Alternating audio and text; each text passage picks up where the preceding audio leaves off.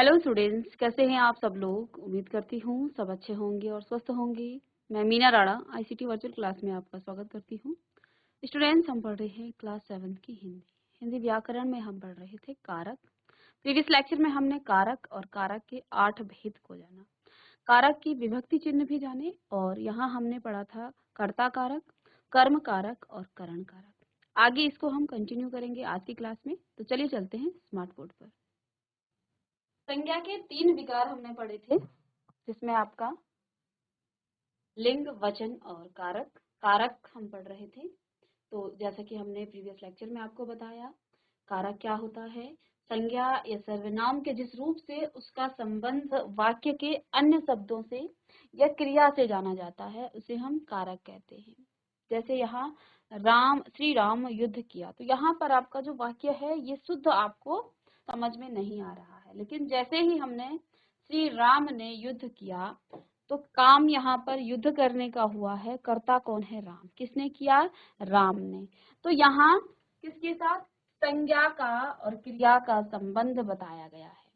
ठीक है, किसने किया? श्री राम ने। उन्होंने रावण को मारा, क्रिया है आपकी मारा, या मारने का यहाँ काम हो रहा है। किसने मारा? रावण ने मारा। उन्होंने किसने मारा? उन्होंने। किसको मारा? रावण को मारा। तो यहाँ पर संज्ञा और सर्वनाम का यहाँ पर क्या हो रहा है? संबंध क्रिया के साथ या अन्य पदों के साथ दर्शाया जा रहा है, और ये आपको किसके द्वारा? ने, को, इसके द्वारा ये आपका संबंध बताया जा रहा है। हमने कारक के 8 भेद पढ़ाए थे आपको, जिसमें कर्ता कारक, कर्म कारक, करण कारक, संप्रदान, अपादान, संबंध और अधिकरण पर हमने बात की थी। संबोधन, कर्ता जो किसी वाक्य में काम करने वाला होता है उसे कर्ता कहा जाता है। कर्म जिस पर कार्य का प्रभाव पड़े वह आपका कर्म कहलाता है। करण जिसके द्वारा कर्ता काम करता है, यानी कि जो साधन होता है वो आपका करण। संप्रदान इसका विभक्ति चिन्ह है को या के लिए, जिसके लिए क्रिया की जाती है। साथ में अपादान जिससे अलग हो, से इसका विभक्ति चिन्ह है। ये सभी इसके विभक्ति चिन्ह है। ठीक है ना, ये विभक्ति चिन्ह है और इनका ही हम प्रयोग करते हैं। अपादान से या अलग होना, ठीक है, तो जिससे अलगाव हो, अलग आप हो जाएं। संबंध काकी के, तो अन्य पदों से संबंध जो दर्शाए। अधिकरण में और पर इसका विभक्ति चिन्ह है। क्रिया का जो आधार होता है उसे आप अधिकरण कहेंगे। संबोधन हे, अरे और अजी। ठीक है, तो जैसा कि आपको कर्ता कारक के बारे में बताया कि जैसे सुनील दौड़ लगाता है, मोहन ने पत्र लिखा। तो इन दोनों वाक्यों में आप देख पा रहे हैं, एक में आपका ने चिन्ह है। यहाँ संज्ञा या सर्वनाम के जिस रूप से कर्ता को करने वाले का बोध हो उसे हम कर्ता कारक कहते हैं। यहाँ पर आपका क्या है? सुनील ने दौड़ लगाई, मोहन ने पत्र पढ़ा। सुनील ने दौड़ लगाई, ये आपका वर्तमान काल में है। अगर हम इसी वाक्य को भूतकाल में लिखें, क्योंकि यहाँ क्या कहा है कि ने विभक्ति चिन्ह का प्रयोग भूतकाल में, इसी को यदि हम भूतकाल में लिखें, क्या लिखेंगे आप? सुनील ने दौड़ लगाई, तो ये आपका भूतकाल में, और अब भूतकाल में यहाँ ने चिन्ह आ गया है इसी वाक्य में। ठीक है, तो भूतकाल में, और सकर्मक और अकर्मक क्रिया भी मैं आपको प्रीवियस लेक्चर में बता चुकी हूँ। जिस वाक्य में कर्म हो उसे सकर्मक कहते हैं, जिसमें कर्म ना हो उसे अकर्मक कहते हैं। तो जहां पर आपको कर्म दिखे वहां पर भी आपका ने विभक्ति चिन्ह लग जाता है। ठीक है, कर्ता कारक का विभक्ति चिन्ह ने है। ठीक है, चलिए, तो अब कर्म कारक की हमने बात की। कर्म जिस पर कार्य का प्रभाव पड़े, क्रिया का प्रभाव पड़े, उसे हम कर्म कारक कहते हैं। जैसे राम ने रावण को मारा, काम करने वाला आपका राम है। किसको मारा? क्रिया यहाँ पर मारने की हो रही है, मारने का काम हो रहा है। और कर्म किस पर प्रभाव पड़ेगा? रावण पर इसका प्रभाव पड़ेगा, इसलिए रावण आपका कर्म क्या है? कारक है। ठीक है, साथ में इसकी विभक्ति चिन्ह को है, तो को, रावण के पीछे को। क्रिया के साथ क्या अथवा किसको शब्द लगाकर आप प्रश्न कर सकते हैं। जैसे राम ने किसको मारा? रावण को मारा, तो आपको कर्म मिल जाएगा। ठीक है, प्रश्न दूसरा है, निशा दूध पीती है। निशा क्या पीती है? दूध पीती है। तो आपको इसका उत्तर भी मिल जाएगा। तीसरा हमने यहाँ करण कारक के बारे में बात की। करण कारक का अर्थ है साधन, जिसके द्वारा कर्ता काम करता है। बहुत अच्छा उदाहरण दिया है कि बच्चे गेंद से खेल रहे हैं, काम हो रहा है खेलने का। किससे खेल रहे हैं? गेंद से। कौन खेल रहा है? बच्चे। तो बच्चे तो आपके कर्ता हो गए। गेंद से खेल रहे हैं तो यहाँ साधन आपका क्या है? गेंद है, इसलिए गेंद आपका क्या हो जाएगा? करण कारक। तो जिस साधन के द्वारा कर्ता कार्य करता है उसे करण कारक कहते हैं। इसका विभक्ति चिन्ह से है, तो देखिए यहाँ पर से विभक्ति चिन्ह लगा हुआ है। करण कारक की पहचान के लिए क्रिया के साथ आप किससे, किसके द्वारा या किसके साथ आप शब्द लगाकर प्रश्न करके उसका उत्तर आपको मिल जाएगा। जैसे राम ने रावण को तीर से मारा। किससे मारा? तीर से मारा। तो तीर से ये आपका करण कारक है। यहाँ तक हम कर चुके थे। अब नेक्स्ट हेडिंग आप डालिए संप्रदान कारक। संप्रदान कारक हमने क्या कहा था वहां पर? कर्ता जिसके लिए कार्य करता है, क्रिया करता है। कर्ता काम करने वाला होता है, तो कर्ता जिसके लिए क्रिया करता है उसे हम क्या कहते हैं? जिसे कुछ देता है। ठीक है, या तो वो काम करेगा या किसी को कुछ देगा। ठीक है, वो भी काम करना ही हुआ। उसे हम संप्रदान कारक कहते हैं। जैसे राम सीता के लिए फल लाया। काम करने वाला कौन है? राम है। तो राम आपका कर्ता है। राम क्या है? कर्ता है। किसके लिए लाया? राम सीता के लिए क्या लाया? फल लाया। तो देखो यहाँ पर सीता के लिए, कर्ता जिसके लिए क्रिया करता। किसके लिए काम किया राम ने? सीता के लिए। ठीक है, उसे हम संप्रदान कहते हैं। तो यहाँ पर चिन्ह लगता है के लिए या फिर को। तो दो चिन्ह लगाए जाते हैं संप्रदान कारक में, के लिए तथा को। इसको भी आप लिख लीजिएगा। साथ में इसकी पहचान करने के लिए, आप पहचानेंगे कैसे? आप किसके लिए आप प्रश्न कर सकते हैं क्रिया के साथ, किसको किसके लिए प्रश्न करने पर आपको उत्तर जो प्राप्त होता है वही आपका संप्रदान कारक होता है। जैसे देखिए, अतिथि राधा के लिए उपहार लाए। किसके लिए लाए? राधा के लिए। ठीक है, तो यहाँ पर आपको समझना भी है कि जिसके लिए कर्ता काम करता है। अतिथि राधा के लिए उपहार लाए, तो किसके लिए लाए? राधा के लिए लाए। काम किसके लिए हुआ? राधा के लिए हुआ। तो यहाँ पर आपका क्या हो जाएगा? संप्रदान कारक यहाँ पर आपका ये कहलाएगा। जल्दी से इसे आप लिख लेंगे, राधा के लिए संप्रदान कारक। पहला उदाहरण यहाँ लिख लीजिएगा, राम सीता के लिए फल लाया। राम सीता के लिए फल लाया। कर्ता जिसके लिए क्या करता है? क्रिया करता है, अथवा जिसे कुछ देता है, उसे हम संप्रदान कारक कहते हैं।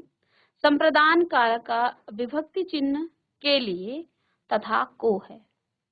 इसकी पहचान करने के लिए आप क्या करते हैं? क्रिया के साथ किसको, किसके लिए, ये प्रश्न आप लगाएंगे। जो भी उस वाक्य में क्रिया होगा उसमें आप किसको और किसके लिए प्रश्न लगाएंगे, तो आपको जो उत्तर प्राप्त होता है वही आपका संप्रदान कारक कहलाता है। उदाहरण के लिए, अतिथि राधा के लिए उपहार लाए। वैसे तो आप समझ गए हैं कर्ता ने काम किसके लिए किया? राम के लिए, राधा के लिए। अतिथि आपके कर्ता है यहाँ पर, और राधा क्या है यहाँ पर? आपकी संप्रदान है, क्योंकि यहाँ राधा के लिए काम हो रहा है। तो किसके लिए लाए? राधा के लिए। तो यहाँ राधा के लिए ये आपका संप्रदान कारक है। चलिए सभी को नोट डाउन कर लें। अभी तक आपने क्या क्या चीजें पढ़ ली हैं? आपने कर्ता कारक पढ़ा, वाक्य में जो काम करता है, ठीक है, वही आपका कर्ता कारक कहलाता है। दूसरा आपने कर्म कारक पढ़ा। कर्म कारक जिस पर कर्ता के क्रिया का प्रभाव पड़े, यानी कर्ता जो काम करता है उसका प्रभाव जिस पर पड़े वो आपका कर्म कारक कहलाता है। ठीक है, वो आपका कहलाता है कर्म कारक। करण कारक क्या होता है? कर्ता जिसके द्वारा, यानी कि जिस भी साधन के द्वारा वो काम करता है उसे क्या कहा जाता है? उसे कहा जाता है करण कारक। जिस साधन के द्वारा कर्ता काम करता है उसे हम क्या कहते हैं? करण कारक। ठीक है, जैसे हमने एक अच्छा उदाहरण देखा था वहां पर कि राम ने रावण को तीर से मारा, तो किसके द्वारा मारा? रावण के सॉरी तीर के द्वारा। ठीक है,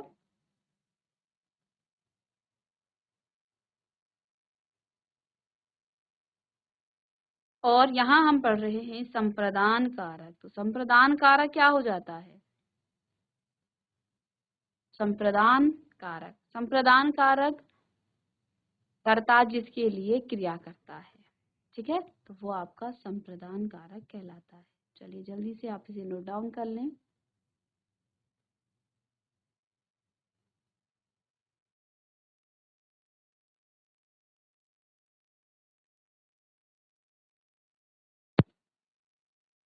चलिए इसके बाद नेक्स्ट है आपका अपादान कारक। अपादान कारक, जैसे गंगा हिमालय से निकलती है, पेड़ से पत्ते गिरते हैं।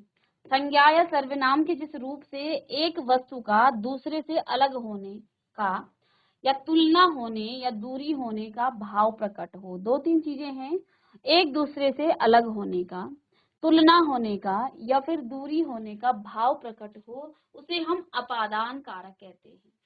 इसकी विभक्ति चिन्ह क्या है? से। इसका विभक्ति चिन्ह से है। ठीक है, हमने करण कारक में भी से विभक्ति चिन्ह पढ़ा था, लेकिन वहां पर उसका अर्थ अलग था, यहाँ अलग होने से। ठीक है, तो ये अलगाव से है अपादान में। जैसे हमने यहाँ क्या कहा, गंगा हिमालय से निकलती है, और जब गंगा हिमालय से निकलेगी तो हिमालय से वो क्या होगी? अलग होगी। ठीक है, इसका चिन्ह से है। इसकी पहचान के लिए आप क्रिया के साथ किससे, तो गंगा किससे अलग होती, किससे निकलती है, कहाँ से निकलती है? ठीक है, लगाकर आप इसमें उत्तर जो आपको मिलेगा वही आपका अपादान कारक कहलाएगा। जैसे पेड़ से फल गिरा, किससे गिरा? पेड़ से। पेड़ से फल गिरा, पेड़ से, तो ये आपका क्या है? अपादान कारक। तो इसको आप लिख लीजिएगा।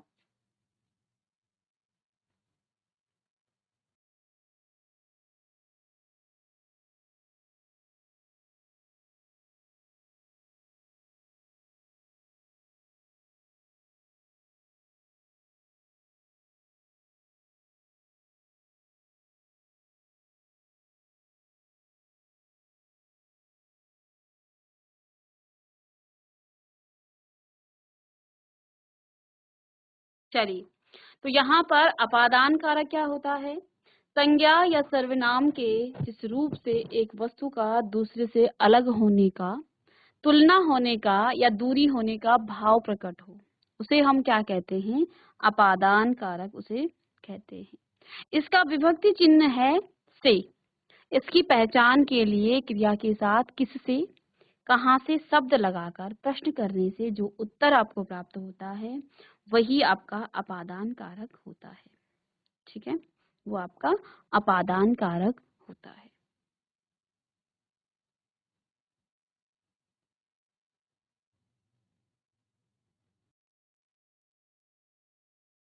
अब देखिए प्रश्न कैसे लगाएंगे। जैसे उदाहरण के लिए देखिए, पेड़ से फल गिरा, किससे गिरा?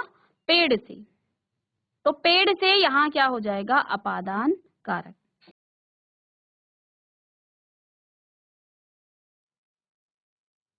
चलिए ये नोट कर लिया आपने।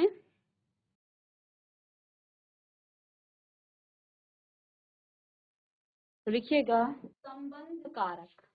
नेक्स्ट है आपका संबंध कारक। तो यहाँ एक उदाहरण है, जैसे यह पिताजी की गाड़ी है, यह पिताजी की गाड़ी है। शब्द के जिस रूप से किसी व्यक्ति, वस्तु या संबंध किसी दूसरे व्यक्ति के साथ, किसी वस्तु, किसी व्यक्ति या वस्तु का संबंध किसी दूसरे व्यक्ति या वस्तु के साथ जाना जाए उसे हम संबंध कारक कहते हैं। संबंध कारक के विभक्ति चिन्ह क्या होते हैं? काकी के, रा री रे, नानी ने, ये सभी इसके क्या हैं? इसके विभक्ति चिन्ह हैं। ठीक है, और इसकी पहचान के लिए आप क्रिया के साथ किसका, किसकी, किसके, शब्द लगाकर प्रश्न करने पर जो उत्तर आपको मिलता है वही आपका संबंध कारक कहलाता है। चलिए लिखिएगा इसे। शब्द के जिस रूप से किसी व्यक्ति या वस्तु का संबंध, किसी व्यक्ति या किसी वस्तु का संबंध किसी अन्य व्यक्ति या किसी अन्य वस्तु के साथ जाना जाए, उसे हम क्या कहते हैं? उसे हम संबंध कारक कहते हैं। उसे हम कहेंगे संबंध कारक। ठीक है, उसे आप कहेंगे संबंध कारक। इसका विभक्ति चिन्ह देखिए यहाँ का, की, के। तो यहाँ पर आपको जानना होगा कि संबंध बताने के लिए आप क्या करते हैं? का, की, के, रा, री, रे ये चिन्ह है, नानी ने। और इसकी पहचान के लिए आप क्या करते हैं? क्रिया के साथ किसका, किसकी और किसके शब्द लगाकर प्रश्न करने पर जो उत्तर आपको प्राप्त होगा वही आपका संबंध कारक कहलाता है। ठीक है, वही आपका संबंध कारक होगा। उदाहरण के लिए एक यहाँ पर देखिए वाक्य, राम राजा दशरथ के पुत्र थे। राम राजा दशरथ के पुत्र थे। तो किसके पुत्र थे? राजा दशरथ के। तो ये आपका क्या है? संबंध कारक कहलाता है। ठीक है, तो किसके पुत्र थे? राजा दशरथ के। और यहाँ राजा दशरथ के, ये आपका संबंध कारक कहलाएगा। चलिए इसको भी आप नोट डाउन करें।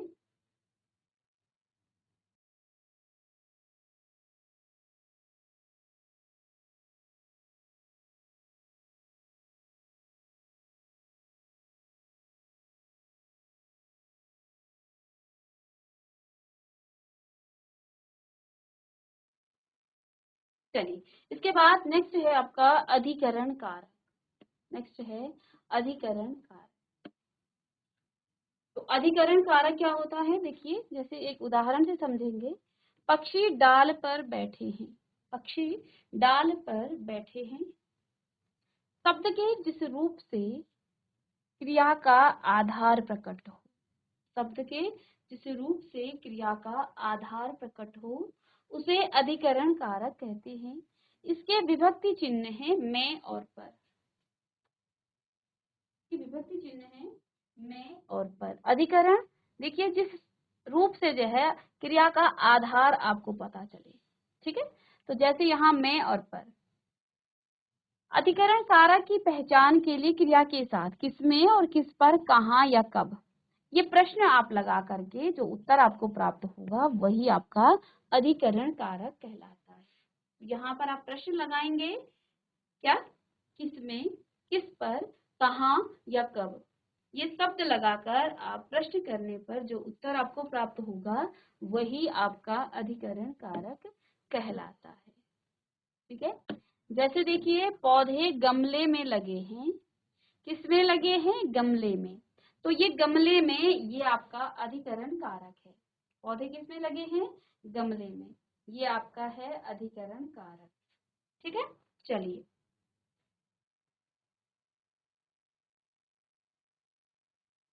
पौधे गमले में लगे हैं। तो ये किसमें? गमले में लगे। चलिए जल्दी से इसे नोट डाउन करें। तो अधिकरण कारक क्या होता है? शब्द के जिस रूप से क्रिया का आधार प्रकट हो उसे आप कहेंगे अधिकरण कारक। ठीक है, और अंतिम यहाँ पर कारक है संबोधन कारक। अंतिम कारक है संबोधन कारक। तो उदाहरण के लिए जैसे हे भगवान इस बेचारे की रक्षा करना। हे भगवान इस बेचारे की रक्षा करना। तो यहाँ पर क्या हो रहा है? संबोधन हो रहा है। तो उदाहरण इसका परिभाषा आप इसकी लिखिएगा। शब्द का वह रूप जिससे किसी को पुकारे जाने के भाव का ज्ञान, के द्वारा किसी को पुकारे जाने का भाव का ज्ञान हो उसे संबोधन कहते हैं। इसके विभक्ति चिन्ह है हे, अरे आदि शब्द इसके क्या है? विभक्ति चिन्ह है। साथ में इसकी पहचान इसके चिन्ह से होती है। एक विशेष चिन्ह इस पर लगाया जाता है जब हम संबोधन करते हैं। तो ये जो विशेष चिन्ह है इससे भी आपको पता चल जाता है ये आपका क्या है, संबोधन कारक है। चलिए, तो ये आपका कारक आपने पढ़ लिए। एक बार हम इसको क्विक रिवाइज करेंगे। 8 कारक के भेद आपने पढ़े, कारक क्या होता है, कारक के कौन कौन से भेद होते हैं, ये हम एक बार जान लेते हैं। तो देखिए यहाँ पर कारक क्या है, संज्ञा या सर्वनाम के जिस रूप से उसका संबंध वाक्य के अन्य शब्दों से या क्रिया से जाना जाता है उसे हम कारक कहते हैं। यहाँ हमने कारकों के 8 भेद आपको बताए। सबसे पहले कर्ता कारक, कर्म कारक, करण कारक, संप्रदान, अपादान, संबंध, अधिकरण और संबोधन। तो कर्ता क्या होता है, जो काम करने वाला होता है। किसी वाक्य में आपको जो काम करने वाला होता है वो आपका कर्ता कहलाता है। कर्म क्या होता है, कर्म जिस पर काम का प्रभाव पड़े उसे कर्म कहते हैं। साथ में करण क्या होता है, जिसके द्वारा कर्ता काम करता है, यानी जो साधन होता है उसे करण कहते हैं, करण कारक कहेंगे। संप्रदान कारक, जिसके लिए क्रिया की जाती है। किसी भी वाक्य में किसी दूसरे के लिए जब हम क्रिया करते हैं वो आपका संप्रदान कहलाता है। विभक्ति चिन्ह सभी के हैं। अपादान, जिससे अलग हो, जिससे अलगाव हो, वो अपादान कहलाता है। साथ में संबंध, जिससे जो है अन्य पदों से उसका संबंध दर्शाए जाए, वो आपका संबंध कारक है। अधिकरण, क्रिया का जो आधार होता है उसे हम अधिकरण कारक कहेंगे। संबोधन, जिसमें आपका हे, अरे और अजी इस प्रकार के जब हम किसी को पुकारते हैं या बुलाते हैं। साथ में इनके विभक्ति चिन्ह भी हैं, इनको भी आप याद करेंगे। ठीक है, विभक्ति चिन्ह आपका जैसे कर्ता ने कर्म को करण से, संप्रदान के लिए अपादान से, संबंध काकी के, अधिकरण में पर, संबोधन हे, अरे और अजी। ठीक है, तो ये सभी आप कारक चिन्ह भी कहा जाता है इनको। साथ में इन्हें विभक्ति चिन्ह या कारक चिन्ह हम कहते हैं। इनको आप जरूर याद कीजिएगा कारक चिन्हों को, क्योंकि आगे जब आप समास पढ़ेंगे तो वहां पर आपको इनकी आवश्यकता पड़ेगी और वैसे भी आपको ये याद होनी चाहिए। तो आप इन सभी विभक्ति चिन्हों को, या फिर इसे आप कारक चिन्ह भी कह सकते हैं, इसे आप कारक चिन्ह भी कह सकते हैं और विभक्ति चिन्ह भी आप इसे कह सकते हैं। तो इन सभी को आपने याद करना है।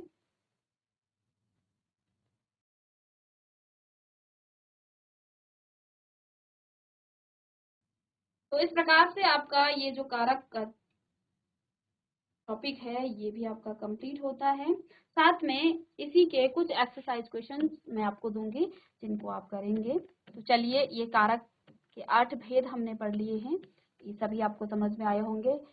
अभ्यास प्रश्न यहाँ पर देखिए। चलिए, कुछ अभ्यास प्रश्न हैं, इनको आप नोट डाउन कीजिएगा। कारक के कितने भेद होते हैं, आपने इन प्रश्नों को उत्तर कर लेके आना है कल की क्लास में। कारक के कितने भेद होते हैं, 3 भेद, 8 भेद या 10 भेद।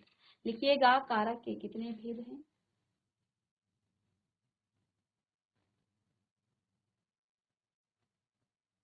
दूसरा प्रश्न है आपका, वाक्य के क्रियापद का संज्ञा पदों के साथ संबंध डैश डैश कहलाता है। वाक्य के क्रियापद का संज्ञा पदों के साथ संबंध कहलाता है, सर्वनाम, विशेषण या कारक। चलिए, इसका उत्तर भी आप लिख कर लाएंगे। कर्म के चिन्ह पहचानिए, कर्म कारक के चिन्ह पहचानिए। अभी बताया था ना आपको चिन्ह याद करने हैं, तो वो भी आपने लिख लेना है। कर्म कारक का क्या चिन्ह है, को है, की है या फु है, क्या इसका कारक चिन्ह है, ये आपको बताना है। इसी प्रकार से सभी 8 भेदों के कारक चिन्ह आपको याद होने चाहिए। ठीक है, तो तीसरा प्रश्न, कर्म कारक के चिन्ह पहचानिए, को, की या फु। चलें,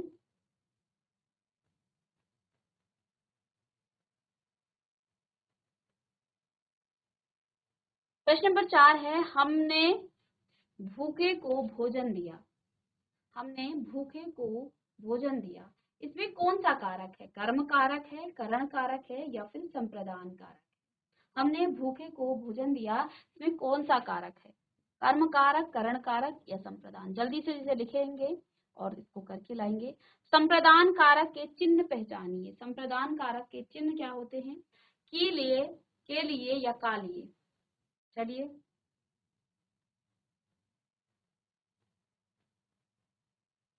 तो ये 5 आपके यहाँ बहुविकल्पीय प्रश्न है। एक प्रश्न के 3 उत्तर दिए गए हैं, सही उत्तर को आपने मिलान करना है। अब नेक्स्ट जो प्रश्न है, यहाँ कारक चिन्हों पर आधारित ये प्रश्न है। बहुत इंपॉर्टेंट है, कारक चिन्हों को तो आपने याद करना ही है, और जब आपको याद हो जाए उसके बाद आप इस मिलान वाले जो प्रश्न है इसको भी आप कर सकते हैं। तो एक तरफ आपको कारक चिन्ह दिए गए हैं, दूसरी तरफ आपको कारक के भेद दिए गए हैं। तो देखिए पहला लिखा है के लिए अरे, तो कर्म कारक का कौन सा चिन्ह है, ये इसके साथ आपने मिलान करना है। ठीक है, जैसे हम क्या कहते हैं, कर्ता ने, तो ने चिन्ह कहाँ है, यहाँ पर है। तो इस प्रकार से आप चिन्ह को लगा सकते हैं, अन्य को भी लगाएंगे। बाकी आप होमवर्क इसको करेंगे, ये आपका गृह कार्य है। ठीक है, तो संप्रदान का कारक चिन्ह क्या है, अधिकरण, अपादान, संबोधन, संबंध कारक, करण कारक, इन सभी के चिन्ह आप यहाँ पर मिलान करेंगे। तो ये प्रश्न आप करके लाएंगे। बाकी आपको होमवर्क है कि आपने वो कारक चिन्हों को याद करके लाना है। सभी 8 कारक चिन्हों को आप याद करके लाएंगे, कारक के जो 8 भेद हैं। तो स्टूडेंट्स, आज की क्लास में हमने कारक के चिन्ह और कारकों के भेदों को पढ़ा।